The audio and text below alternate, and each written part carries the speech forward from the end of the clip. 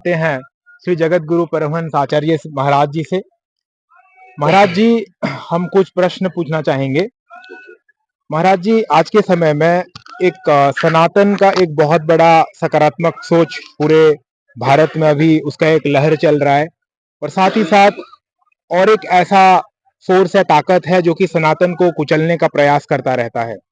तो महाराज जी, इस पे आप क्या मत रखना चाहेंगे?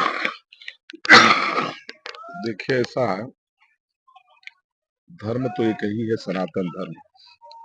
सनातन धर्म से इतर जो कुछ लोगों ने बनाया, उनकी एक कल्पना रही जो अर्वाचीन में हुई है, जो अधर्म है। आज दुनिया में 157 ईसाइयों के देश बन गए, जो राम कृष्ण और किसी हनुमान जी, किसी देवी देवता को नहीं, केवल ईसा मसीह को मानते हैं। और वो ईसा मसीह जिसको जो है गुनाहों की सजा पब्लिक ने दिया था, तो हाथ वैसे ठोक दिया था ऐसे। दूसरी बात, ठीक है, दूसरी बात जो है, पैगंबर मोहम्मद जो 1500 वर्ष पहले आए धरती पर, जिनके जिनके माता पिता हिंदू थे, उन्होंने एक अपने मजहब विचारों से एक मजहब बनाया। आज 58 देश मुसलमानों के भी इस्लामिक राष्ट्र बन गए। दुर्भाग्य है कि जो आदि अंत रहित सनातन धर्म है, इसका कोई भी अपना एक देश नहीं हो पाया। इसका रीजन ये रहा कि हमारे यहाँ सबके प्रति सम्मान देने का, अधिकार देने का, आदर देने का हमारी संस्कृति रही है। वो इस्लाम में और ईसाइयत में नहीं है। अगर इस्लाम में होता तो 58 इस्लामिक राष्ट्र न बनते, अगर बराबर का अधिकार दूसरे को देते। ईसाइयों में अगर होता तो 157 ईसाइयों के देश न बनते, क्योंकि वो भी अगर दूसरे को बराबर कर देते तो ईसाई राष्ट्र न सभी सेकुलर रहते। लेकिन अब सनातनियों को एक जागृति आई है, लेकिन और ज्यादा जागृति की जरूरत है। और बंटवारे से बचा हुआ जो भारत है, ये संवैधानिक रूप से हिंदू राष्ट्र बने।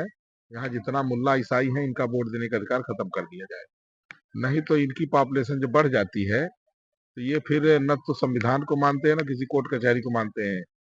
ये तो कश्मीर में जैसे हिंदू नरसंहार 1990 कश्मीर, कोई भी देख सकता है कि 1990 हिंदू नरसंहार कश्मीर, आप नेट पर देख सकते हैं कि जिस तरह से मुल्लों ने मस्जिदों से चिल्लाया कि जितने हिंदू हैं वो मुसलमान बन जाए, नहीं तो मरने को तैयार हो जाए,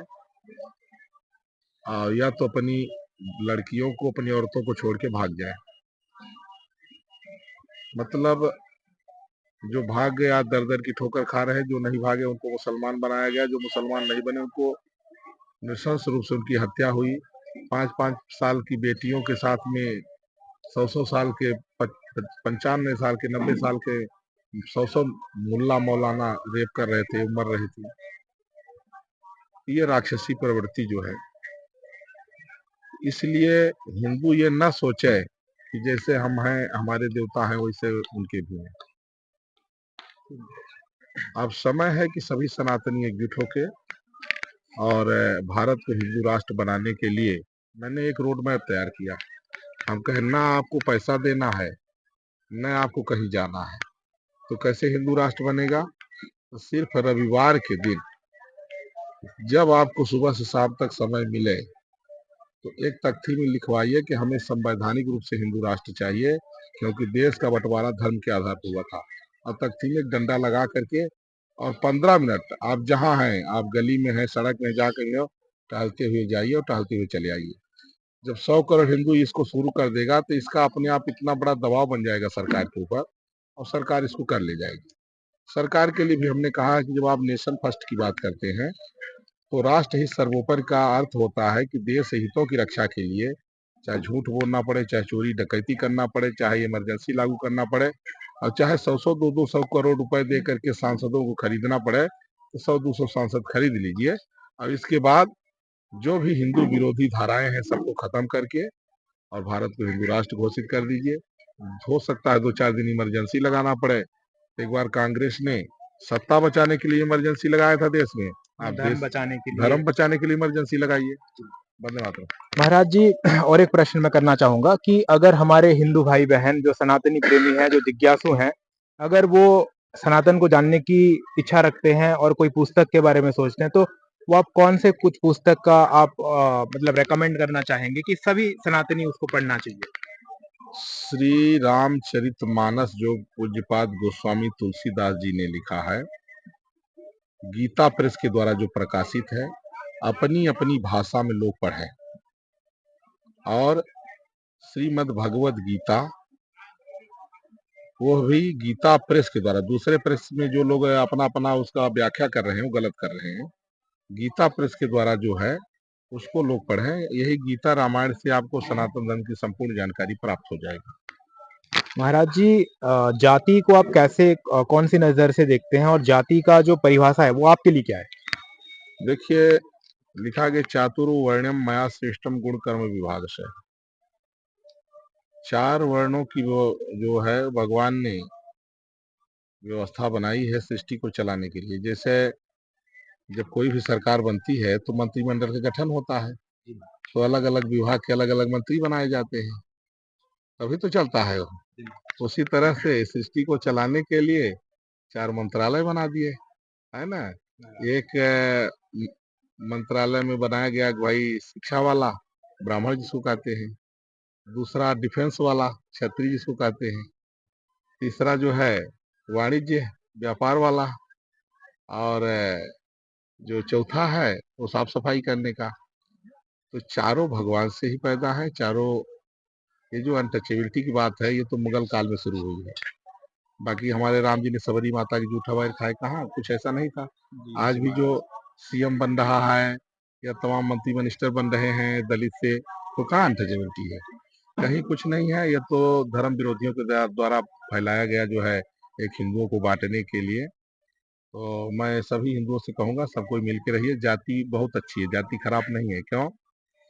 जो लोग कहते हैं जैसे आप कुछ भी, चाहे हरिजन है आप, तो हरिजन है तो आपको ये पता है कि हम 10, कोई बात हुई 10 लोग इकट्ठा हो गए।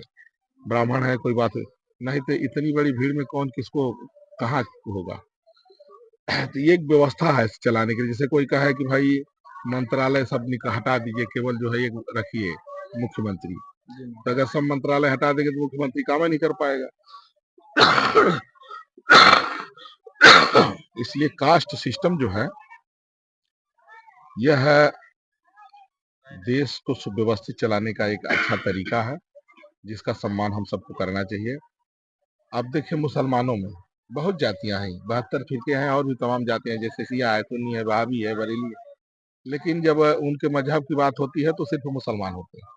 उसी तरह से आप ब्राह्मण, क्षत्रिय, वैश्य, शूद्र सब रहिए, लेकिन जहाँ धर्म रक्षा की बात आए तो वहाँ आपसे सनातनी हिंदू रहिए। और एक आखिरी सवाल महाराज जी, अगर बच्चों के जीवन में अगर उनके पिता माता से भरण पोषण में कोई अगर चूक हो जाए, कोई कमी रह जाए, तो क्या वो संतान जो बड़े होकर सफल बन जाते हैं, क्या उनको अपने माता पिता का अनादर और असम्मान करना चाहिए, या फिर उनको बिना कोई सोचे समझे उनको अपने गुरु मानना चाहिए, इष्ट मानना चाहिए? मात पिता गुरु प्रभु के बानी, बिना विचार करी सुख जाए। माता पिता गुरु, उनके दोष को कभी नहीं देखना चाहिए।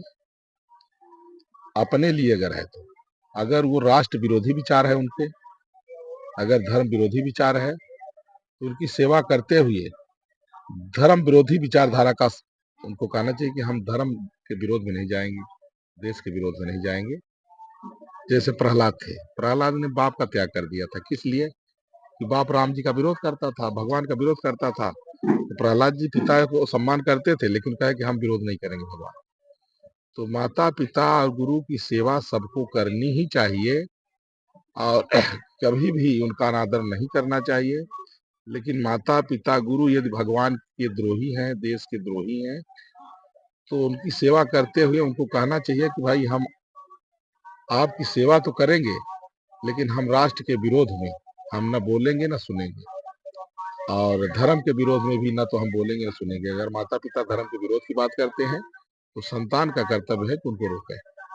महाराज जी, आपका कीमती वक्त देने के लिए हमें बहुत बहुत शुक्रिया। सभी दर्शकों, हमारे साथ जुड़े रहने के लिए बहुत बहुत धन्यवाद। जय श्री राम, जय भारत।